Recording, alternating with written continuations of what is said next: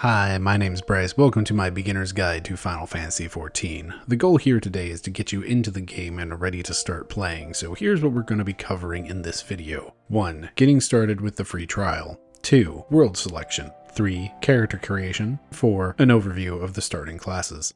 Getting started. TLDR, you do not need to pay for this game until you want to. The free trial is extremely generous, and while there are certain gameplay limitations that keep bots from ruining everything, you'll be able to play to level 60 in most every character class and all the way through the Heavensward expansion without paying a cent. When you are ready to pay, keep an eye out for the fairly frequent half-price sales on the Complete Edition. However, if you've ever paid for Final Fantasy XIV, your account is flagged as a paid account, and either you will have to pay up or just make a new account. You didn't hear from me. P.S. There may also be some difficulties if you've played a previous version of the free trial, but it's supposed to work. Now then, you're ready to go create your account for the free trial, but you need to decide which platform you want to be playing on during this free trial, since you only get to be on one platform for free. From what I hear, avoid Steam on this. Once your account is tied to Steam, you're locked into that ecosystem forever, where sales are lighter and less frequent. Final Fantasy XIV is often on sale for half the price on the Square Enix store and also on PlayStation, but that doesn't seem to be the case for Steam. If on PC or Mac, you'll probably want to grab the free trial from the Final Fantasy XIV website directly and pay attention to every email you receive. On PlayStation, look for the free trial client, which, fun fact, will not show up if you already bought the game. Oh, one last thing. When you go to login, the one-time password field is for two-factor authentication. If you haven't signed up for that, just leave it blank. But also consider signing up for two-factor authentication. It keeps your account safe.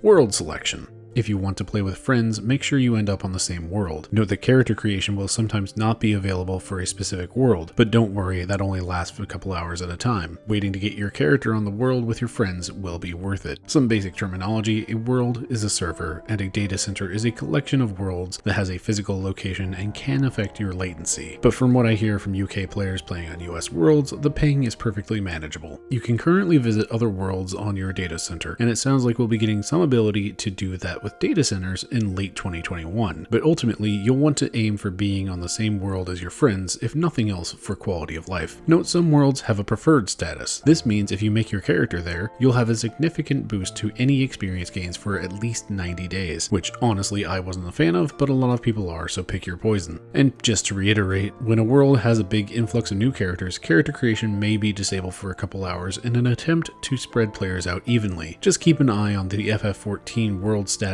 page and try again later if you've got your heart set on a specific world.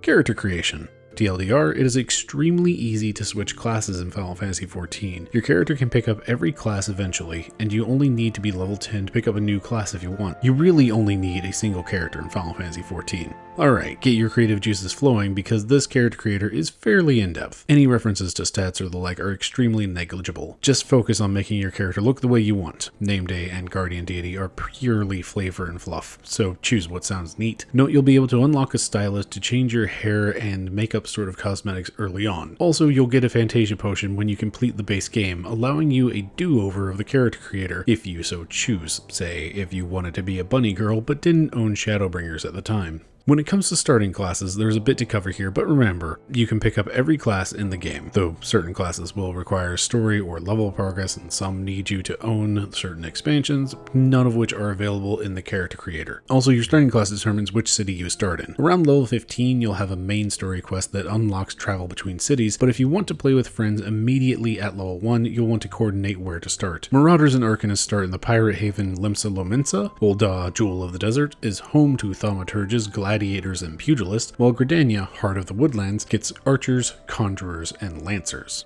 Starting classes overview. TLDR, play what sounds fun to start, you can always pick up a different class later. Just a real quick bit of MMO terminology. Tank classes are about holding the attention of enemies so the rest of the party can focus on damage. Healer classes do healing, but also damage. The best healing is no healing. They keep the tank and everybody else alive, and sometimes that just means killing enemies so they can't do any more damage. DPS classes are all about murderizing the bad guys. Their damage output is significantly higher than tanks and healers, but they lack longevity without their compatriots. One last quick thing before we get into the classes themselves. At level 30, your class graduates into a job, a simple power upgrade, nothing else to note. It's basically just a call out to Final Fantasy I when your party goes through a class change. So let's dig in a bit on the classes you can start as. Marauders are the big axe intimidation factor tank. They get a button early on to just do critical hits for about 10 seconds, and eventually they become the warrior job, fueled by rage, sheer will, self-healing, and big axe. Arcanists are an odd duck DPS class. They get a hodgepodge of abilities in their early levels to do direct damage, damage over time, a bit of healing magic, and pretty soon they summon a pet to fight alongside them. They graduate into both Scholar, a healer job focused on preventing damage through shields, and Summoner, a further focused DPS job with bigger, badder pets and much meaner dots. But they retain that bit of healing and a resurrection spell in case of emergency.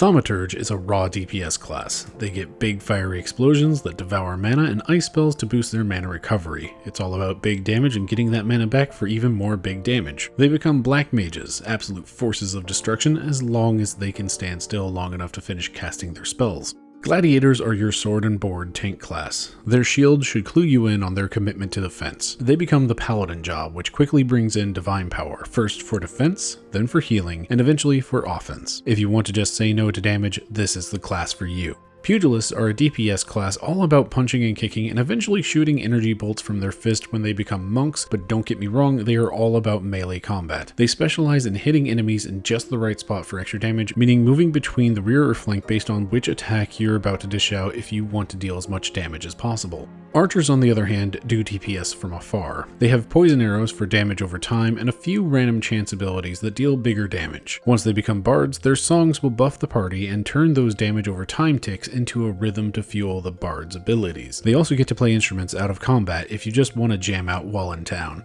Conjurers are your only option for healers right out the gate. They become white mages, raw healing prowess with some strong potential for damage. This is a very straightforward healing class with some fun damage options in later levels.